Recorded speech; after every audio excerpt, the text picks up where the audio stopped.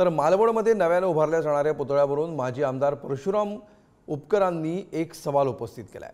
नवीन उच्च प्रतीचा आणि दर्जेदार पुतळा उभारण्यासाठी किमान 1 वर्ष लागतं, त्यामुळे शिवरायांचा नवा पुतळा 6 महिन्यामध्ये कसा तयार होणार असा प्रश्न परशुराम उपकरांनी विचारला। आजच निविदा एक प्रसिद्ध झालेली मी बघितलेली आहे।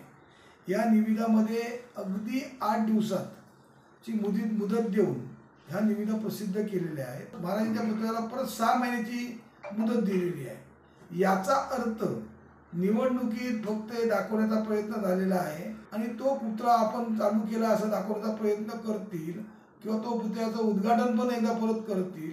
पण खऱ्या अर्थाने महाराजांचा पुतळा पडला त्यासाठी शासनाने नेमलेली समितीचा अहवाल अद्याप कुठे प्रसिद्ध झालेला नाही।